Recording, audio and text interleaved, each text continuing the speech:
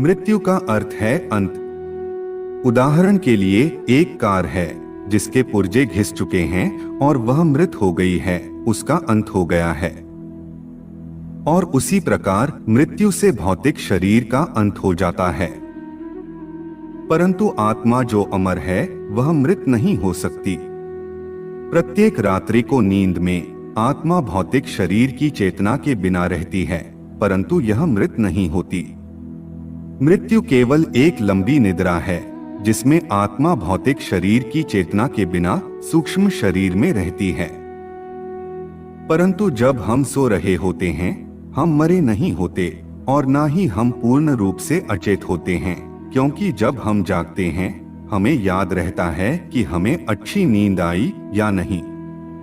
इसी प्रकार मृत्यु के बाद की अवस्था में हम मरते नहीं हैं। जीवात्मा के संदर्भ में हम जितना जाने उतना कम है। इसलिए आज हम इसी विषय पर विचार विमर्श करेंगे और आपको एक अनोखी जानकारी से अवगत करवाएंगे। कृपया वीडियो को अंत तक देखें और चैनल को सब्सक्राइब अवश्य करें। विलंब न करते हुए आरंभ करते हैं। मृत्यु जीवन का शाश्वत सत्य है। इसे कैसे सुखद बनाया जा सकता है जिससे जीवन उन्नत व समृद्ध बन सके। दैवीय शक्तियां हमारे जीवन को उन्नत बनाने में सदा सहयोग करती है। अज्ञानवश मनुष्य स्वयं ही अपना पतन कर लेता है, जिसके लिए प्रकृति कतई जिम्मेदार नहीं है। मृत्यु के बाद एवं पुनर्जन्म के पूर्व जीवात्मा अपने कर्मों के अनुसार स्वर्ग नरक की अनुभूति करता है। इस समय जहां जीवात्मा अपने स्थूल शरीर को त्याग कर मन एवं वासनाओं सहित अपने कारण और सूक्ष्म शरीरों में विद्यमान रहता है, इस अंतराल में जीवात्मा का न विकास होता है और न ही स्थूल शरीर के अभाव में वह वासना पूर्ति कर सकता है, जिस कारण वह बड़ी वेदना और दुख अनुभव करता है। वह पुनः स्थूल शरीर धारण करने की इच्छा रखता है, किंतु विधान के अंतर्गत निश्चित अवधि के बाद ही उसे अपने कर्मानुसार स्थूल शरीर प्राप्त होता है। तब तक उसे इस अंतराल में भटकते रहना पड़ता है। विषयों के प्रति वासना का होना ही जन्म मरण के चक्कर में डालता है। वासना ही कामनाओं की पूर्ति आपूर्ति, राग द्वेष और सुख दुख के बंधन का कारण है। अतीत की सुखद स्मृतियों के कारण स्वर्ग का और दुखद स्मृतियों के कारण नरक का एहसास जीवात्मा को उस समय में होता है। स्वर्ग भी वासना ही है, अतः यह भी जीवात्मा की सर्वोपरि स्थिति नहीं है। स्वर्ग भी बंधन है। इससे ऊपर की स्थिति मुक्ति की है, जिसमें जीवन संपूर्ण भोगों एवं विषय वासनाओं से मुक्त होकर अपनी स्वतंत्र स्थिति का अनुभव करता है। यही आत्म अनुभूति है। इससे भी ऊपर की स्थिति भक्ति की है, जिसमें जीवात्मा पूर्ण समर्पण भाव से परमात्मा के शरणागत होकर प्रभु प्रेम का आनंद पाता है।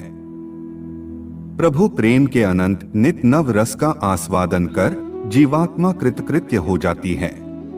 ऐसे उन्नत विकसित जीवात्माओं का पुनर्जन्म ईश्वरीय कार्यों के लिए महान वैज्ञानिक, कलाकार, संत, समाज सुधारक आदि के रूप में समय समय पर होता रहता है। वैदिक साहित्य और आध्यात्मिक ज्ञान ही हमें इन सत्य सिद्धांतों व मान्यताओं से परिचित कराता है। वैदिक साहित्य के अध्ययन से एक अन्य प्रमुख बात हमारे सम्मुख यह भी आती है कि इस संसार का रचयिता ईश्वर है।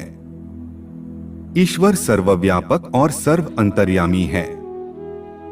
वह हमारी आत्मा के भीतर व बाहर सर्वत्र समान रूप से एकरस व आनंद से पूर्ण होकर विद्यमान है और हमारे प्रत्येक विचार व कर्म को, भले ही हम उस कर्म को दिन के उजाले में करें या फिर रात्रि के अंधकार में छुपकर करें, पूर्णतया जानता है। वह कर्मफल प्रदाता है और यथासमय इस जन्म में वह फल आपको देता है। इस तथ्य को विस्मृत कर हम संसार में शुभ व पुण्य अथवा पाप व अशुभ दोनों प्रकार के कर्म किया करते हैं। पुण्य कर्मों से हमें सुख प्राप्त होता है और पाप कर्म हमारे जन्म जन्मांतरों में दुख का कारण बनते हैं। इन दुखों से बचने के लिए ही परमात्मा ने सृष्टि के आरंभ में हमें वेद ज्ञान दिया था, जिससे हम कर्म के स्वरूप व उसके महत्व को समझ सकें और पाप कर्मों से बचकर अपने जीवन की दुखों से रक्षा कर सकें। परंतु देखा यह गया है कि बड़े बड़े विद्वान भी पाप करने से पूर्णतया बच नहीं पाते। बड़े बड़े विद्वान व धर्माचार्यों में पूर्ण विद्या नहीं होती, उनमें भी कम व अधिक अविद्या व उसके संस्कार उनके चित्त में होते हैं। विद्वानों से भी अशुभ कर्म व अपराध हो जाते हैं, जिसका परिणाम दुख होता है।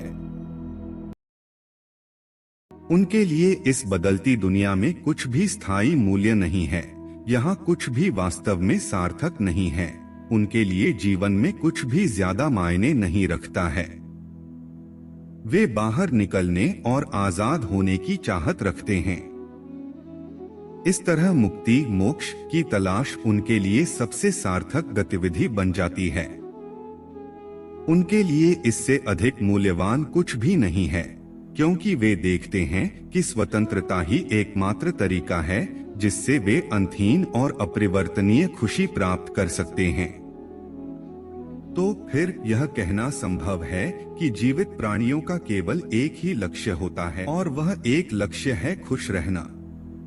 वे जो कुछ भी करते हैं इस आशा से करते हैं कि इससे उन्हें खुशी मिलेगी। हम आशा करते हैं कि आपको यह वीडियो अच्छी लगी होगी। अच्छी लगी हो तो लाइक करें, कमेंट करें और चैनल को सब्सक्राइब अवश्य करें। मिलते हैं एक और ज्ञानवर्धक वीडियो के साथ।